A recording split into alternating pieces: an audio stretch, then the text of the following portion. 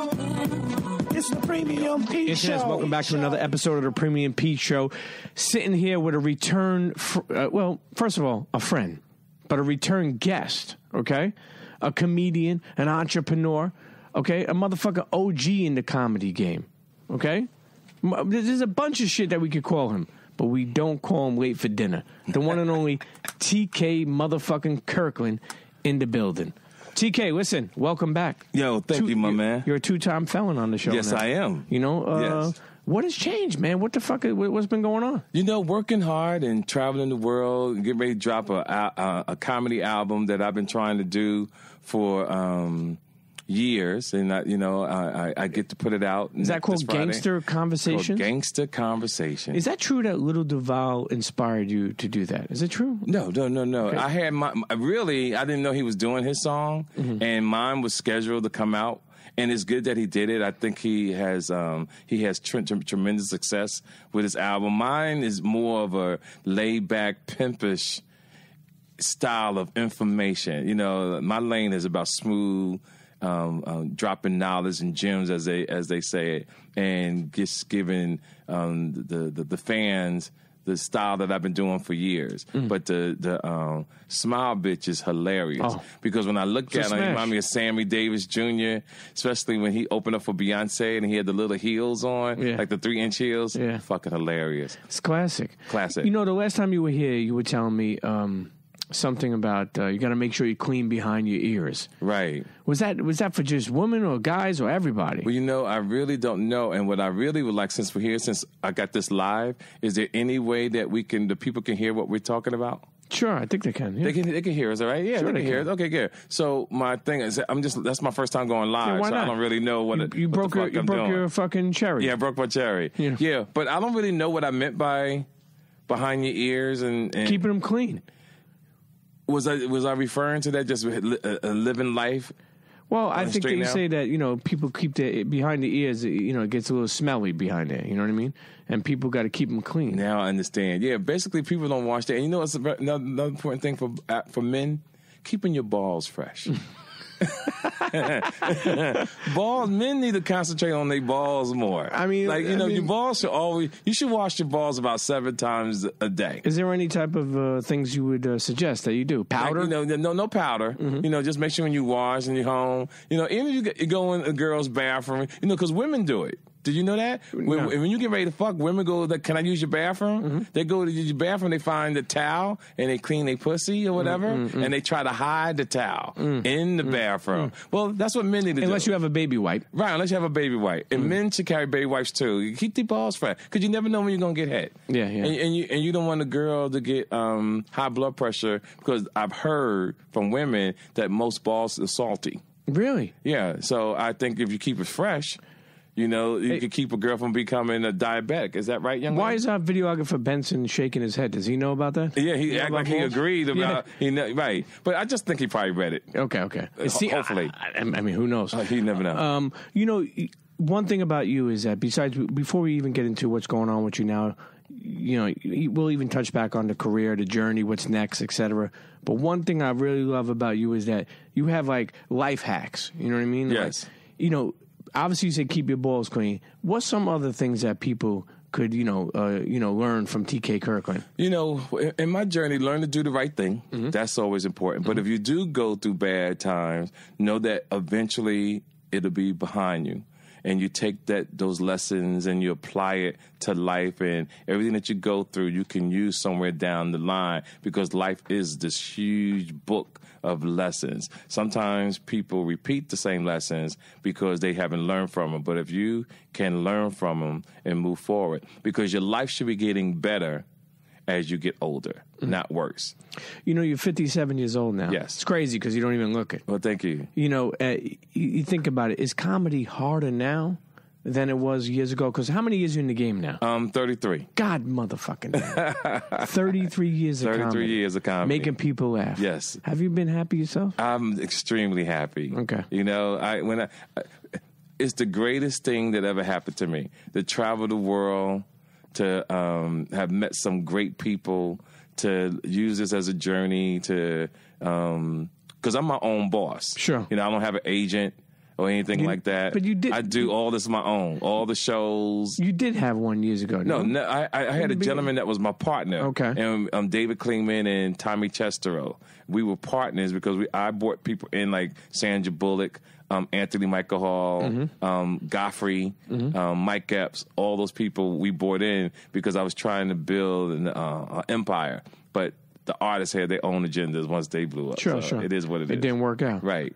But what the hell did I ask you before? Oh, life hacks. What's some other life hacks that you could give? I just believe that your life should get better as you get older. Save your money. If you're going to spend money, make sure you can replace it. I think that's important. And make sure you have life insurance. I always tell people that don't walk around here and not be protected.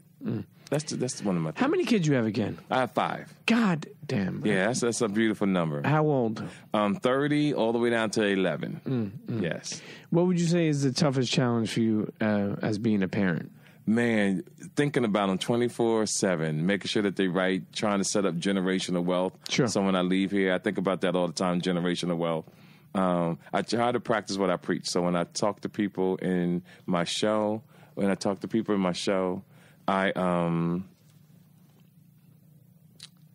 try to practice what I preach. So if I'm talking about insurance, I got to make sure I have the same thing. Sure. So that's all. You know, can you think back and remember your first night ever doing comedy? Oh, yeah, definitely. Where was that? It was at the Comedy Store on Sunset Boulevard. I did opening night, on amateur night. They fell in love with me, and bam, the rest was history. You know, if there's somebody listening right now who doesn't know who TK Kirkland is, you know, what would you say? What type of comedian are you? Like, meaning, like, you know, do you just speak off of your experiences? Yeah, I think I'm a combination of a lot of things. I think when I came out, I was similar to NWA, straight in your face, raw. You ever get a chance to meet a gentleman named Bob Sumner that used to work with Def Jam and Tina Graham? They'll tell you that Def Jam style was originated off my style of comedy because nobody was talking that crazy stuff in the 80s. And then I went on tour with NWA and got banned. They thought I was worse than the group. I got banned like 5 cities on tour with NWA. And then as I've grown through this journey from street, now I would consider myself educational, dropping knowledge, to slightly street ministry, I'll call it, because I'm saying that I'm getting my message from a spiritual side as well to keep people in tune. Because like I've been telling people, I'm doing so much for people so that when I do make my transition, I want to make sure that my paperwork is right when I get to heaven. I don't want no problems with my paperwork. You know, you've been around for a long time, man. Yes. You know, I guess, you know, we could use the old terminology as you made your bones. Right, right. You know, you could be considered an OG. You could be considered maybe a triple OG. Right, triple OG, right. Who's your OG? You know, that's a good question. I think everybody can be an OG. And what I mean by that is because you learn from everyone. So I listen, I read, and whatever knowledge that you give me, I take it and I apply it to life. I'm one of those guys that had the winging in life. Like I'm a self-helper, meaning when I was going to jail, when I was catching cases, not that my father was around. My father was around, but he died when I was like 14. And then I went to college. I was making my own way. So what I feel like what God has did for me is send me into the world to get all these experiences so that when I do my TK Kirkland podcast, I'm able to give these young men and women knowledge on how they should move for the rest of their life. One thing I like about your podcast is that, you know, you have a calling. You know, right. I was telling you before off air, I said, yo, I remember there was a time where I was trying to get, I wanted to do something like that, like, you know, the internet's therapist. I used to say that. Oh, I like that. You know, and you know, kind of like give people a call and like, yeah, you know, kind of like, yo, take 2 of these, call me in the morning type style. But, you know, I've been listening and I like it. Some of the shit is funny, man, when I call it. Thank you. You know, how do you like podcasting, man? I really see that it made a difference in the world and young men. And because I didn't really know what this was. Yeah. When you guys back in the day, and Chris and Charlamagne Tax and them was trying to get me to do it, I was calling the iPod. You know, I didn't take this deal for like a year. Yeah. You know, I waited a year. I wasted a whole year doing this because I was like, I ain't doing that shit. I really thought this was beneath me. Yeah. To be honest with you. Doing this iPod shit. The iPod. Yeah, that's what I was calling an iPod. Yeah. Got time for that shit. That's what I was thinking.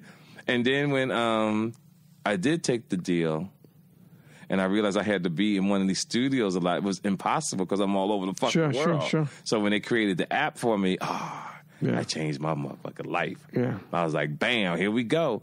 And people sometimes like, yo, you should do visual and all that. And I'm like, yo, I ain't got time to do no motherfucking visual. You better listen to this shit and keep it moving. Yeah. Hey, listen, maybe in the new year, we could. I think next year I might do maybe one or two, like a special Sure. type event. I think that'd be kind of cool. Listen, you're a guy who, I say this in any business when you get to know people. I used to say this just from footwear, but now it's like more like just hip hop, more just podcasting. And what I mean by that is I know somebody from anywhere I go, I know somebody. Yes. I know there's a sneaker shop, that Right. I know somebody like, I know now it's podcasting, just in general, just moving and a lot of things I've done. Same shit with you. Right. Wherever you go, you know somebody. Right. That's true. And I feel like because of social, we could just tweet like, yo, we need a camera guy. I'm going to be in Detroit tonight. Right. And, you get yourself a camera guy for that time, maybe work it out with him or whatever. But I think it's That is true. It's I didn't easy think for about him that. to come to you, cut it up, whether you take care of him and he sends it to you and you upload it. I think it's not that hard these days. And honestly, people don't take time to really understand their network. I agree. You know what I mean? I agree. And just like now, like today, Yeah. I went live on Instagram. How long Instagram been around? I don't know. Like, I'm always late. Yeah. No matter what it is. But sometimes you're not late. Sometimes you're right on time. Right. And sometimes, things is in, we're not trying to get into preacher moment. But I do want to say sometimes timing is everything. That's so true. Say me and you could have been trying to work a business out last year. Right. It didn't work. And Right. you may say, like, man, fucking Pete, man, I'm trying to work this shit out. But maybe the timing wasn't right. That's so true. And maybe this year Right. or this time is the right time. Right. It's all about organic. Yeah. As you get older, you realize that. You're 30-something years in this fucking business. Yes. I'm sure you've seen a lot of snake shit. Yes. Maybe some good shit. Right. How do you learn not to take things personal with other comedians or other people, other entities, other businesses? How do you learn to not take things personal where where you want to get street on somebody, so to speak? Yes. Maturity. And I have a thing called control your emotion. See, because we all have it, right? We all have jealousy. We all get mad if somebody does something wrong. But you have to say to yourself, what if I'm wrong, though? So let me control my emotion before I start really going off, because I could be wrong. Because what's in your mind are just thoughts, and maybe the other person is not thinking or doing what you think that they're doing. So it's a knowing who you are and your character of strength. So if you stay quiet and learn, and if you don't embarrass yourself, you keep it to yourself till it plays out, 9 times out of 10 you go, whoa, I would have embarrassed myself if I would have said something disrespectful. So that's what happens as you go through life. And that's why I tell men and women going to relationships and anything, you want to be with a man or woman that knows how to control the climate of the room, compared to dating someone young who will get upset over things that they think that what it is, and it may not be that. But when you date someone that's mature and have experience, or a person that you will hire on a job, when they say, how many years of experience you have on this job? Well, you want to go with the person with the most experience, because that person knows how to control the climate of the room, unless a person is extremely talented and mature for certain situations. So that's how I deal with things like that. Because I get mad.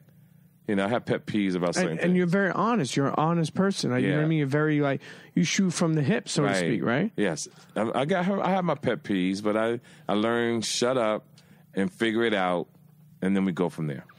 It's funny because you've been doing comedy for a long time. And in this day and age, people are very, very sensitive. Oh, yes, they are.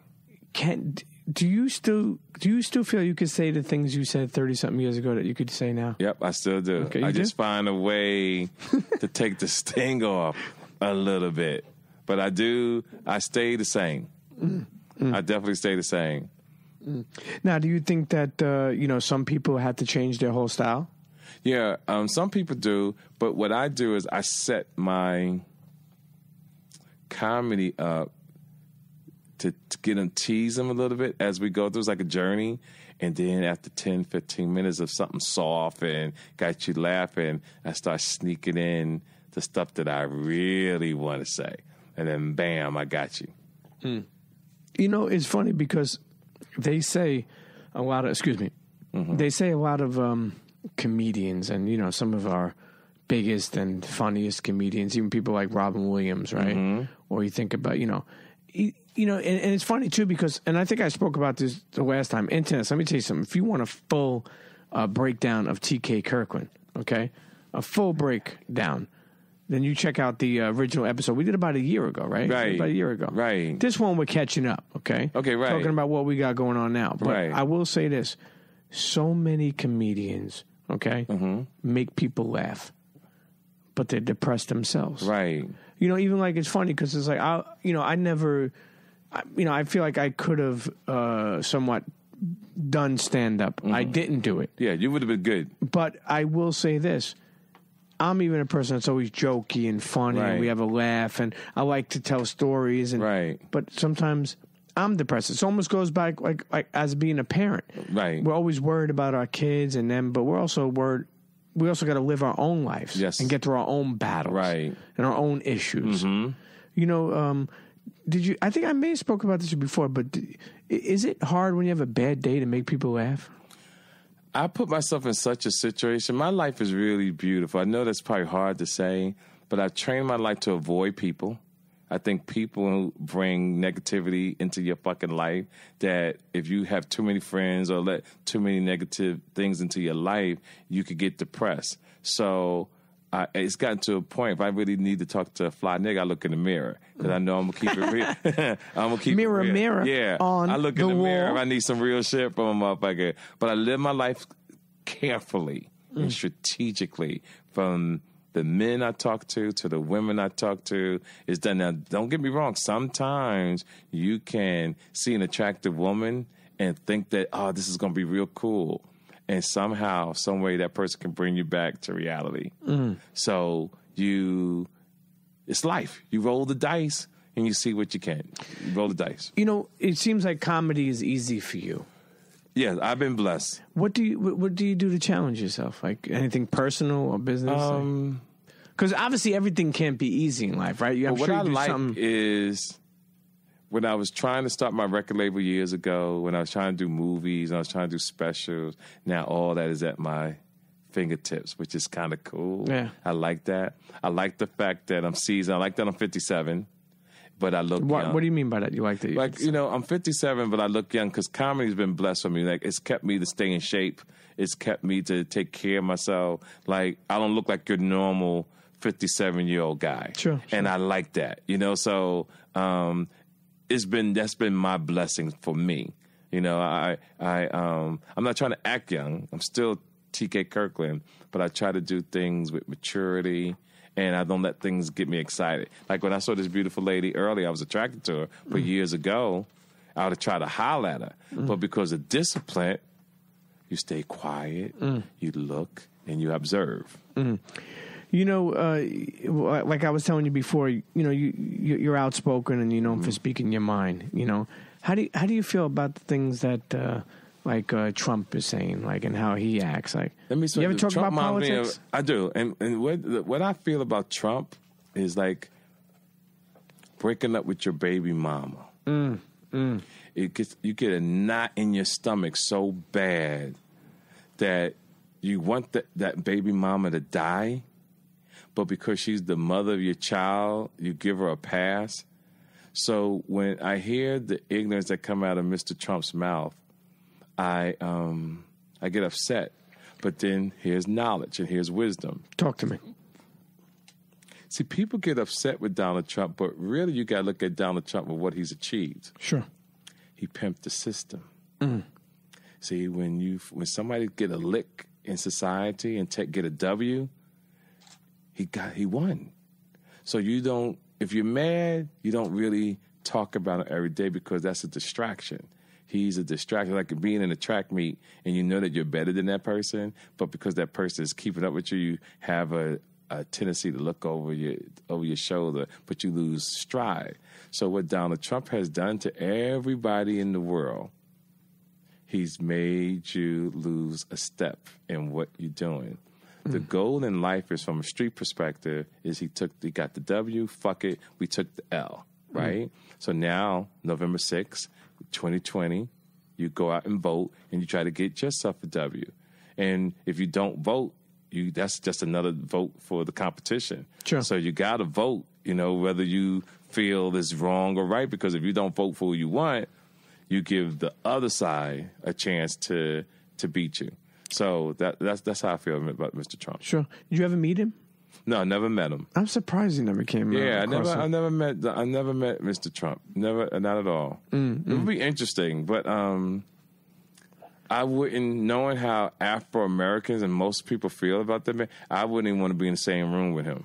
It's funny because it's like, back in the day, we used to think of him as like people want to be rich like Trump. Like That's so true. Like he was like right. Like it was like almost like a cool factor. Yep, it sure was. Now you look at it like, damn. You hate this motherfucker, yo. That's why, a wise man said shit was all good just a week ago. Right. That's so true. So, and the thing about what has happened over the last 20 years, American people have lost morals and respect for certain things.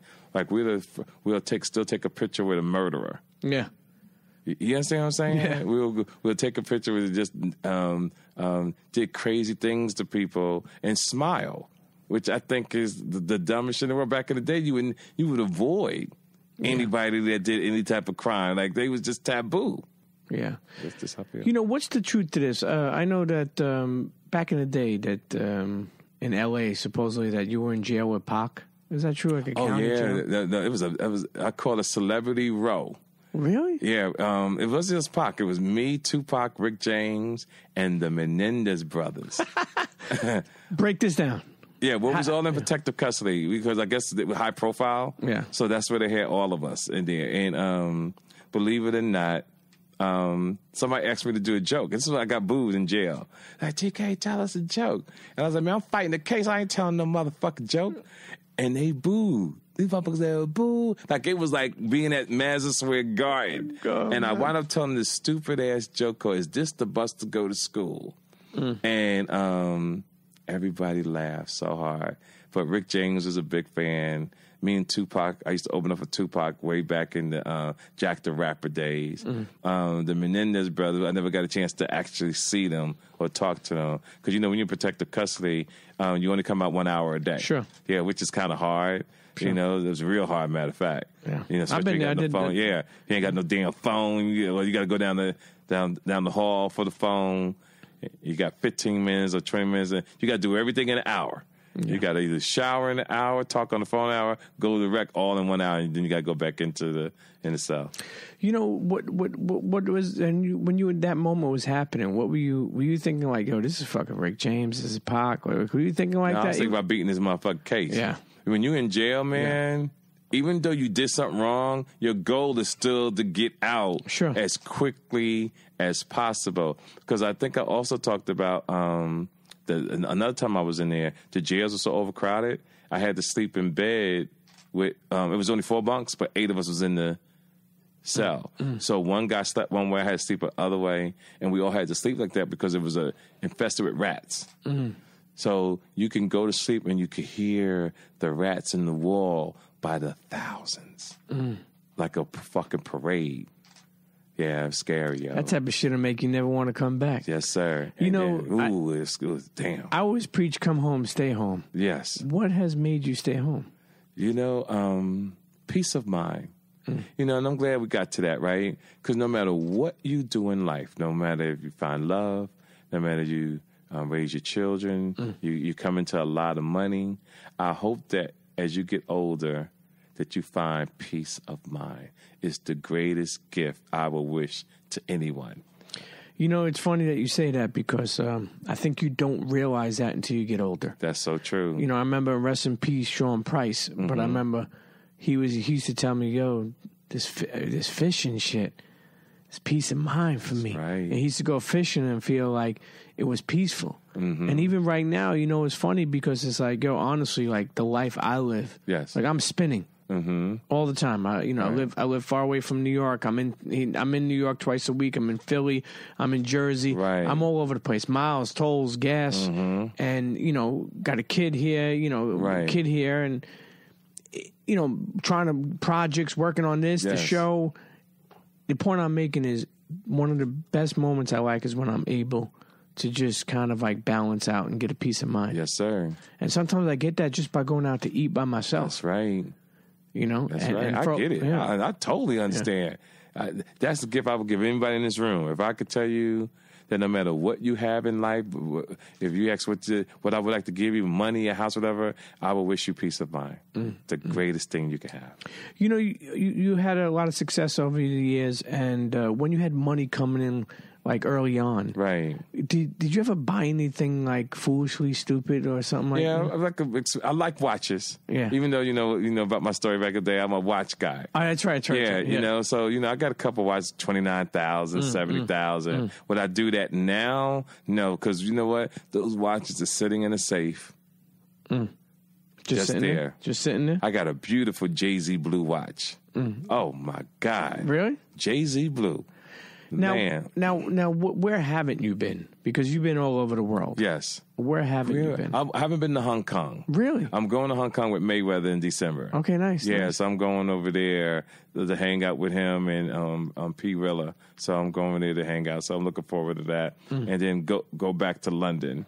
So I'll go to Hong Kong, fly back, go to London. And then I'm looking forward, believe it or not, going to Big Bear with my kids. Nice. Yeah, that's going to be rent a house up there, and we're going to hang out for about a week. Listen, I go back to work. Kids got to spend that time, that presence over presence. That's so important. You know, I've been telling you. Yeah, it got to be about the kids. You know, when you talk about, is there any rituals that you do before you, start your show? Yep, it certainly is. Drink a Diet Coke with fucking lemon in it. What the fuck does TK? Well, here's the do? thing. I like to take a shower 30 minutes before I come on stage. Really? Where at? Like your hotel? At the hotel.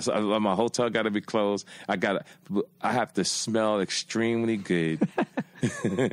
My beard has to be shining. Yeah. And I got to have my oils in my beard. Okay. Right? I got to have on some expensive cologne. My underwear game is phenomenal. Like I only wear underwear one time. Pop tag. And then I like cracking the polo bags open or whatever, like that. And my socks have got to be brand crisp, new. I don't wear socks twice. I wear them. People get on me all the time about why you throw them away. That's my definition of success, believe it or not. Because some people buy Bentleys. Some people buy Rolls Royces. I buy underwear. And socks. Okay. Yeah, Hanes, Stance socks. Well, I do have Hanes. Hanes is for every day. But for stage, it's Calvin Klein, Polo. Okay. Yeah, got it. Just in case if I get ready to have sex. Okay. When I take my clothes off. Yeah. I need, if a woman really peeping me, I want to be like, bam, socks, underwear, pow, off the chain. I like this motherfucker. This dude is unbelievable. Yeah.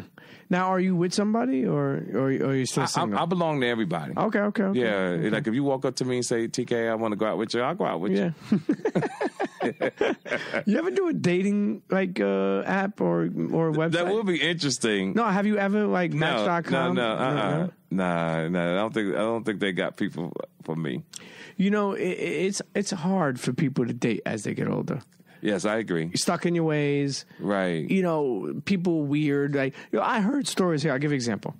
My sister's friend, she was married for like 30 years, and she got divorced. And she went on a couple of dates. Right. And she told me some stories. Mm-hmm. And I mean... It's sad. Yeah, I mean, she was telling me that the guy was telling her something like... that he'll pay for dinner, but if she orders any fish, he doesn't pay for that. That's hilarious. But imagine a guy telling you that. You know, keep in mind, right? We're going on a date. If you throw a curveball, but in my act, I talk about why men shouldn't go out with women unless you are qualified. What does that mean? Qualified means you just can't walk up to a woman you ain't got your shit together. You got to be qualified. Just like you want a nice car. You just can't go get a car. You got to qualify. You got to have money and get credit. You want a nice house, you got to qualify. Well, you want a bad bitch in your life, you got to qualify. Meaning from 14 years old, if you know that you want a good woman one day, you should start saving your money because women like to go out. Now, women settle. Some women don't want to do certain things. They take a hot dog and all that kind of stuff. But what I'm trying to say is not that you have to be rich, but I want women to be able to go to nice restaurants.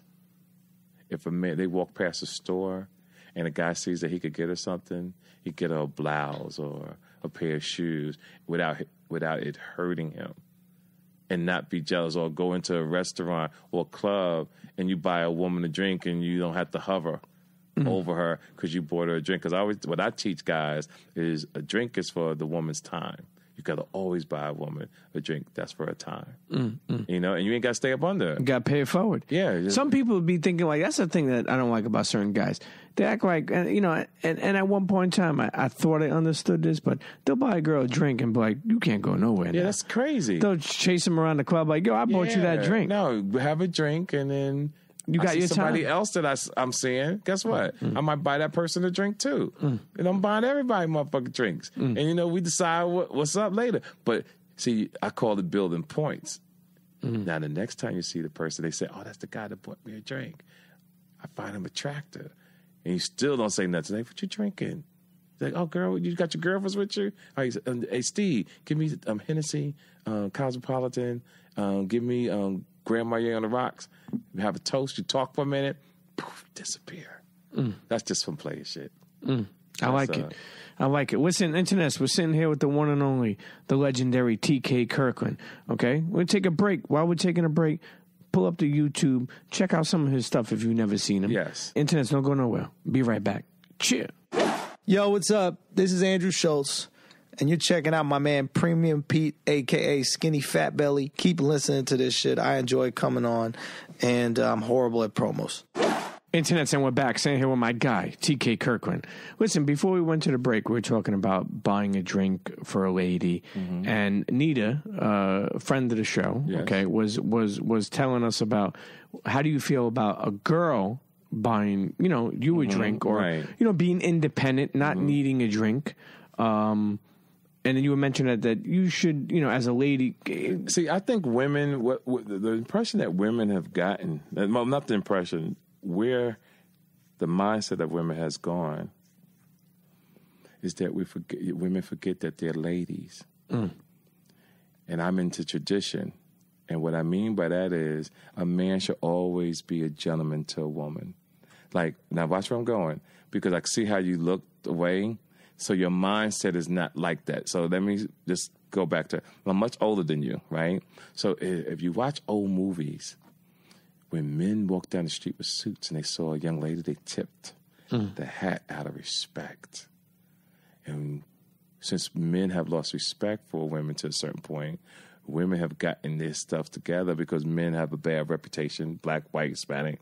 Women don't respect men the way they used to respect. So when a man does come in to try to be a gentleman, girl, like, I don't need no motherfucking man. But two things happen. You die a lot earlier, because what people don't know is that the number one killer of women is stress, heart attacks, because they take on roles that men are supposed to handle. Now, yes, I get it. There's a lot of men who can't lead, and they're not leaders. They can't lead women. You know, they got dicks and they can fuck, but they can't lead a household, or they don't have great conversation skills to communicate. Back again, controlling the climate of the room. So they put themselves in bad situations, and women don't respect them. I just want women, if that's how you feel, you don't want the guy to be buy your drink. Don't say you don't need them. Just pretty much say, you know what? No, thank you.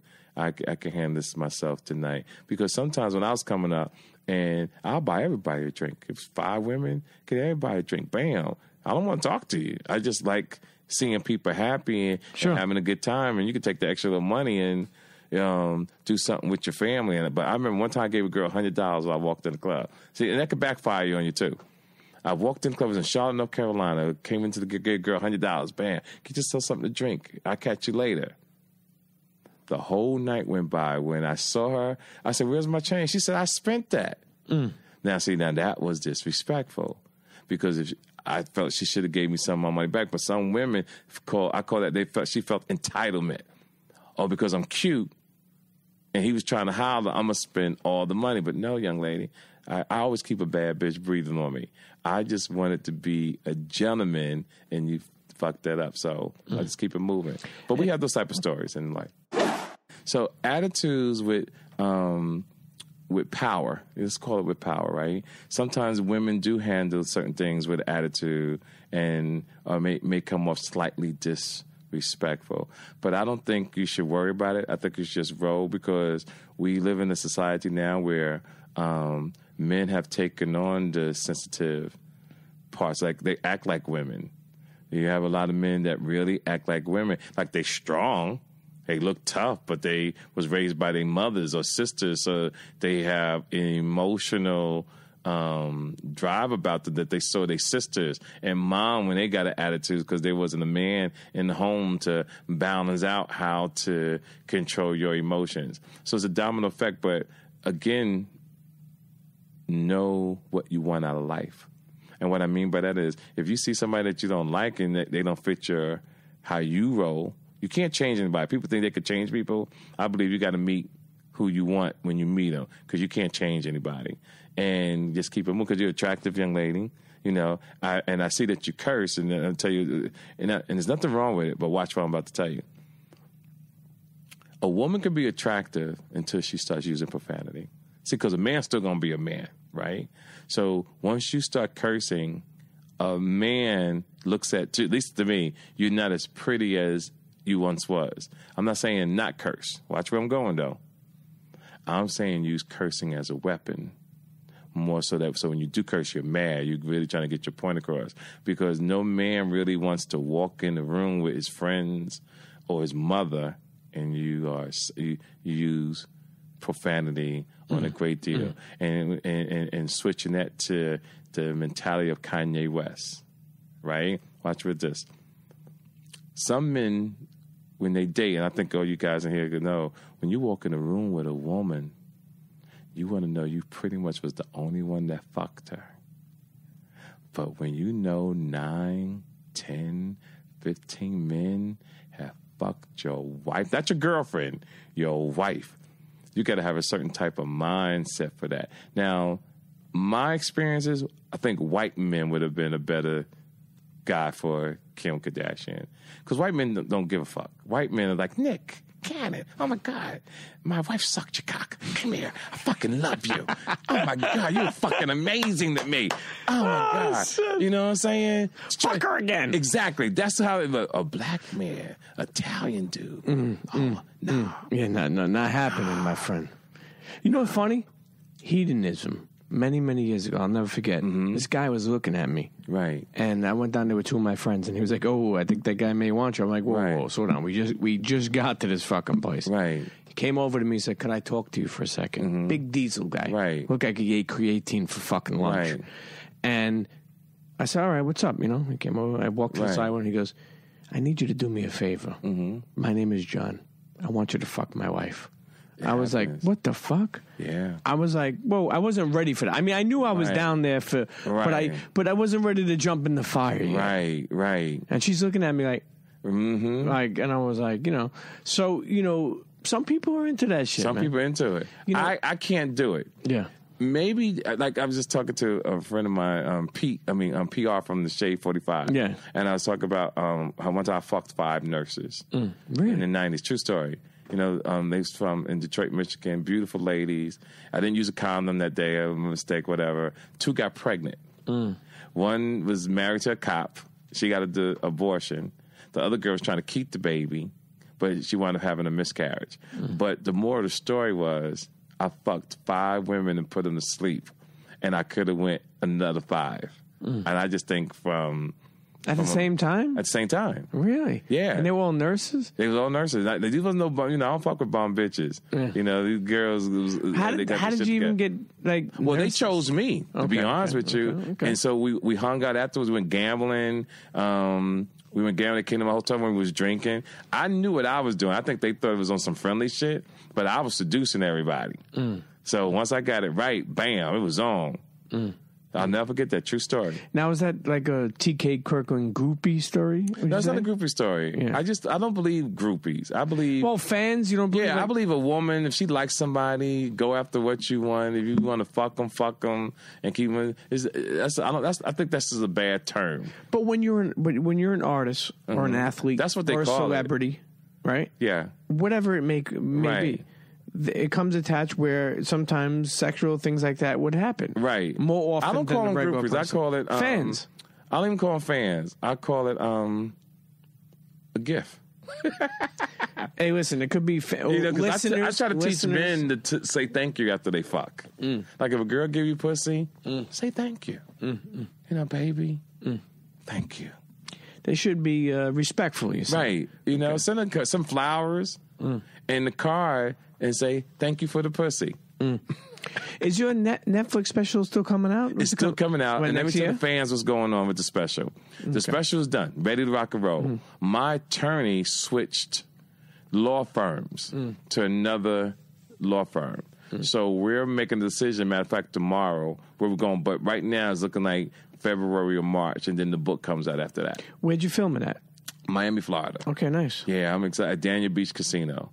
So it was an excellent night, sold out. Everything is ready. Shout out to Cole, my co-director on the special.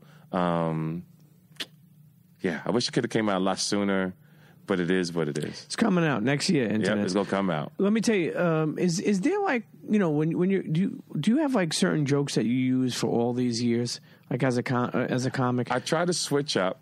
Is there one that like you stuck with you all these years? Well, Who Raised You is the one that stuck, right? Okay. Everybody's saying Who Raised You. Let people know who may not ever heard a T.K. Kirkland comedy set. You want me to do the joke or you want me to tell them about, explain?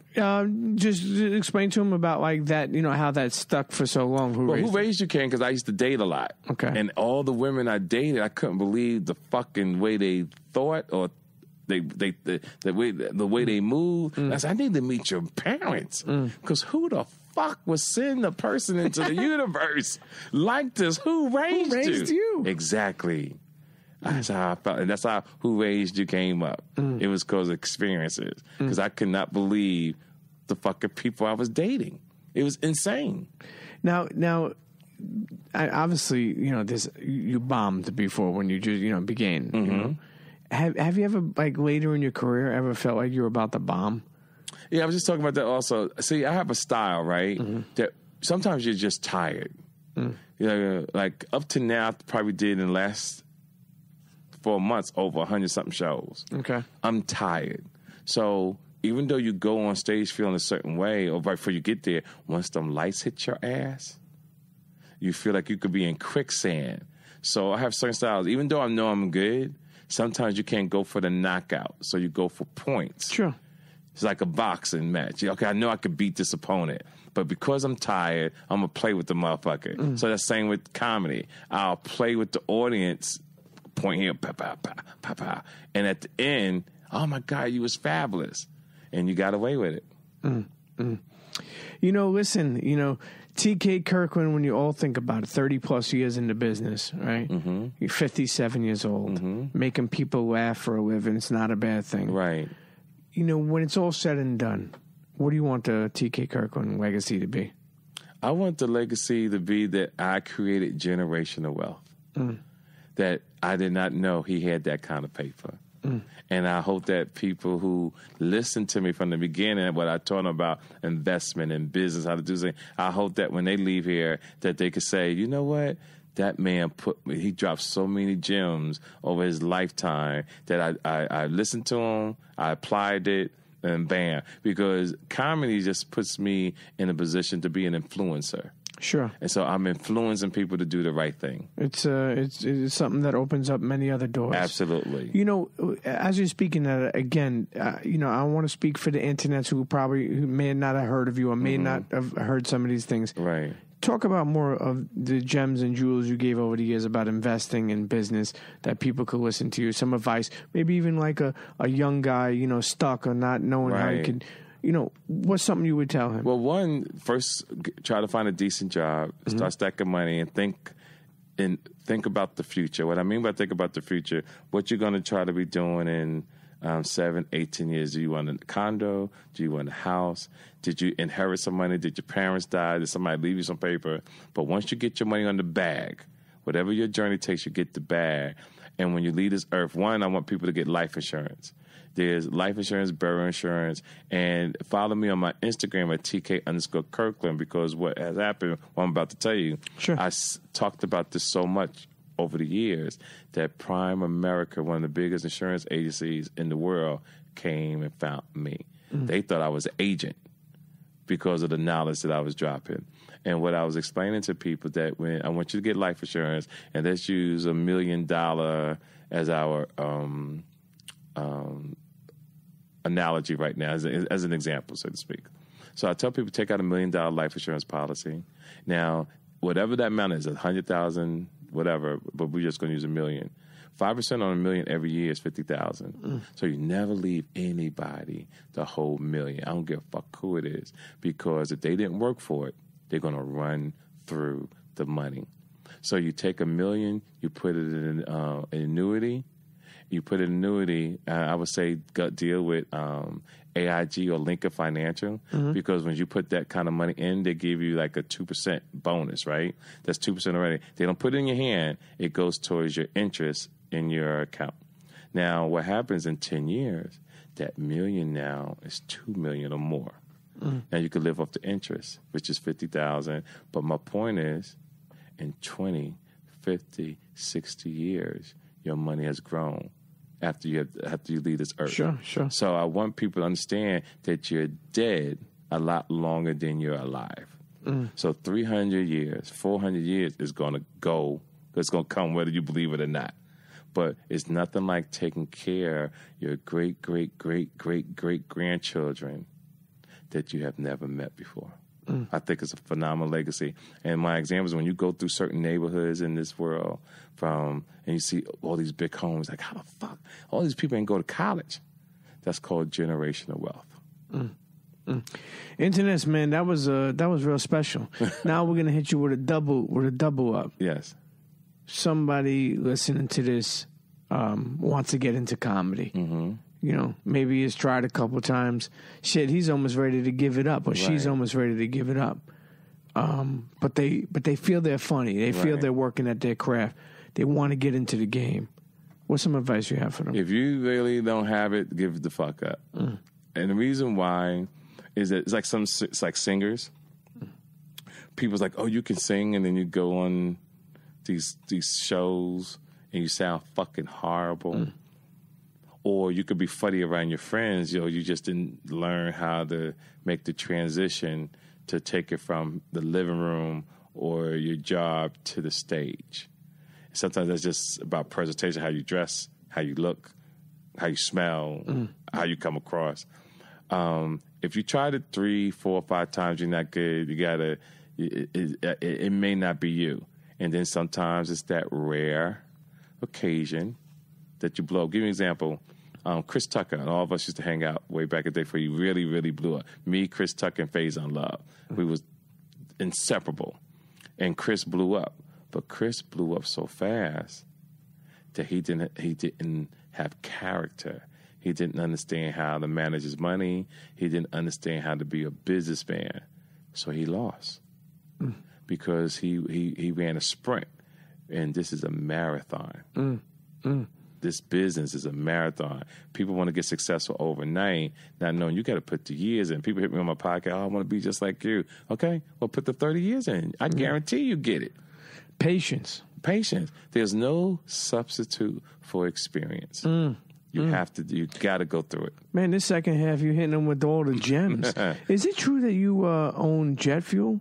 Yes. I sell jet fuel to Delta Airlines, but I normally keep that on the low. Is that some hard to get into? Yeah, it is hard. I just happened to be lucky. Back when Obama got in office, I ran into some people from Haiti. We put some stuff together, and then met some people at Delta. And it pretty much got it because it's a program that you have for blacks. And Delta wanted to come sit at the $1 billion table with other jet fuel people. So I keep things low and private due to the fact that you have people who are greedy. So I act like I'm broke. Yeah. That's how you a broke motherfucker, TK. I'm a broke motherfucker. Who cares what people say? Exactly. You know why? Because one day you're going to be dead. That's right. And nobody's going to remember shit. Nobody's going to remember anything. Because one thing about success, you've never seen a U-Haul follow a hearse to a gravesite. Can't take it with you. Man, TK, man. Listen, there's a couple more things to go over, and then we're gonna get you the fuck up out of here. Yes, sir. Did you hear about the Quincy Jones interview where he spoke about Marlon Brando? And other legends. It's funny because people were offended. People were offended. He said those things, but you've been around a long time. Yes. Are there some? You think there's like some secret societies that exist, like of like things that people hide? No, I don't. I watch those information shows on Discovery Channel and all that, and all people got to do is Google shit. Yeah. Like Illuminati. How you pronounce that shit? Illuminati. Shit don't exist. Rest in peace to our brother Combat Jack. Yeah. We used to say Numinati. Yeah, but you know what Illuminati was? Illuminati was a group of gentlemen that wanted to create their own currency, go against the dollar. So they formed this thing called Illuminati, but it never really took off. So, just like with FUBU, Calvin Klein, Versace, once the hip-hop culture gets to it, we put our own spin on it.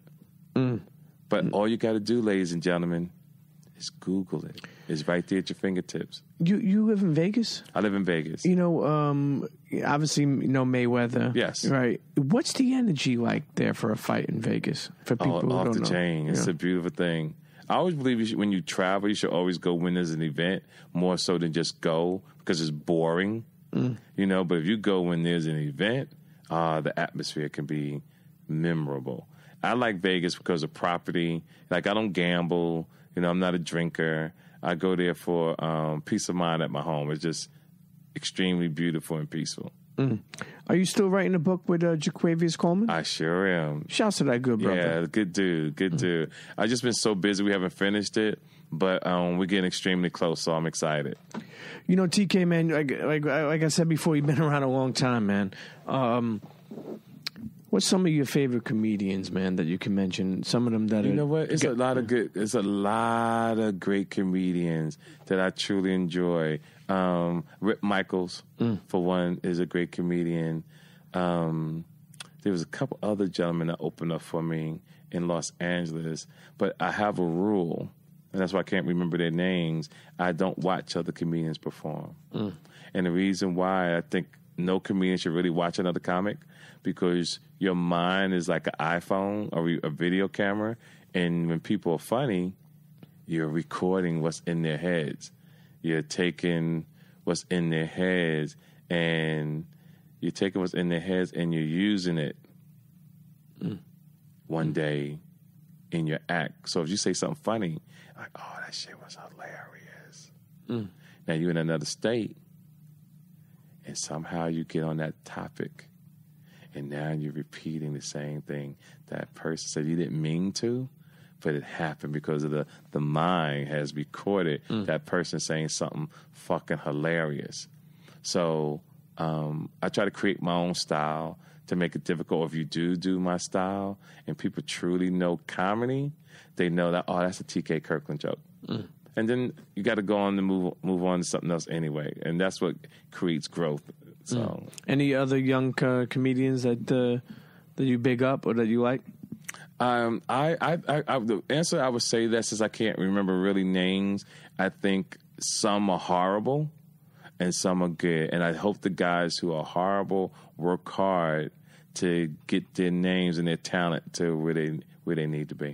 What do you think about people like Kevin Hart selling out stadiums and shit like that? I think that's an awesome thing. I think that's awesome that he's worked hard to get to where he is to achieve that type of goal. And I wish him much success, especially being only fucking 39 years old. Yeah. That's awesome. That's pretty sick. You got a relationship with him? Yeah, we know each other very well. A matter of fact, when he married Tori, I asked him why did he get married. Because, I always give advice to people. And I'm like, why would you do that? Why would you get married? I think basketball players and entertainers should never be married.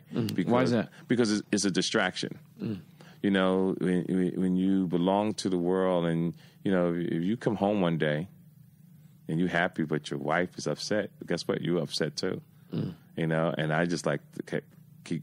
I want to be able to shut my motherfucking door. Or if I'm happy, I'm going to stay happy. I'm not going to be able to, or if I want to fuck, I want to fuck. But you mad because something happened. Now, I can't fuck you tonight. I don't feel good. And then the player come out of me. I'm like, no, I'm not going to get no pussy from you tonight.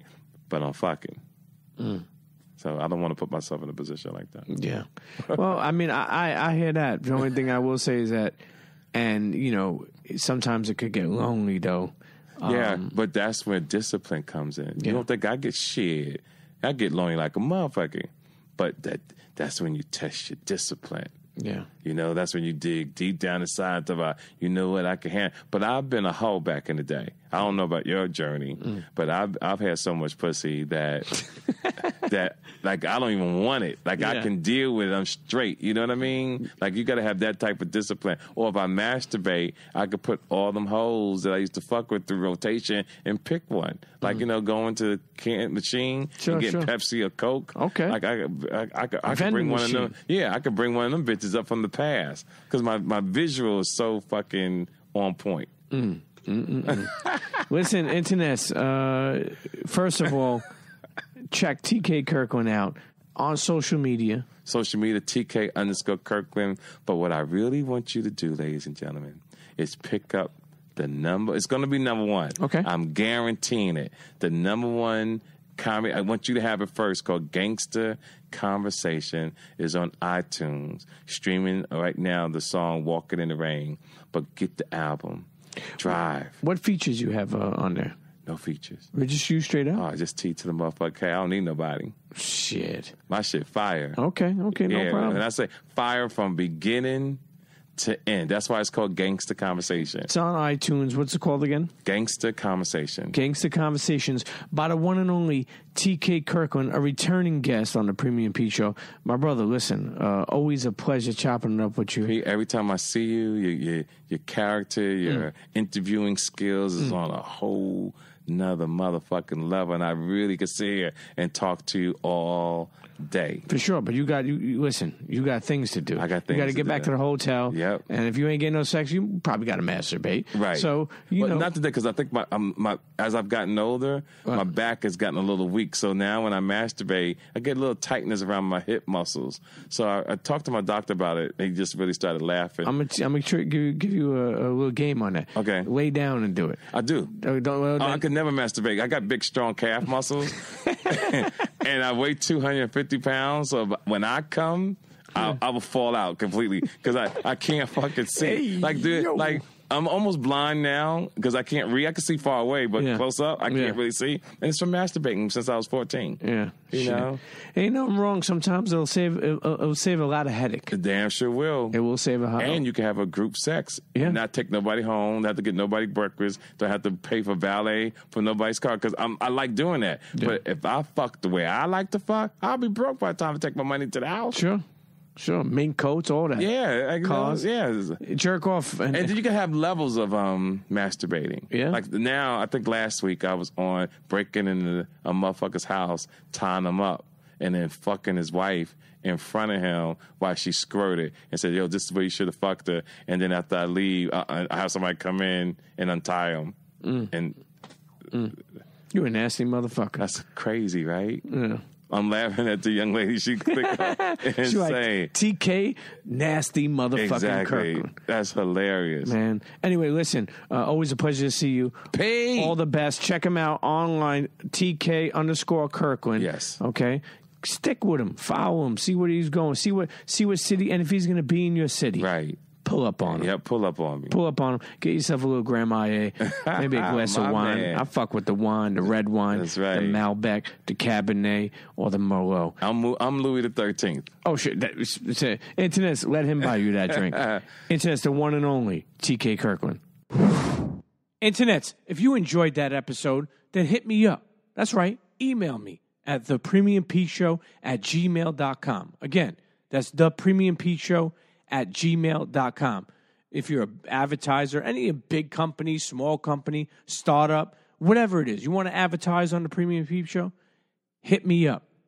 Email thepremiumpeteshow@gmail.com. And we'll get to working, okay? And if you have a suggestion or you want to hear a certain guest on the show, whatever it is, okay? You know, you could at Premium Pete Show on Twitter or Instagram. Or for the last time, I'll tell you, well, I'm not gonna, it's not the last time.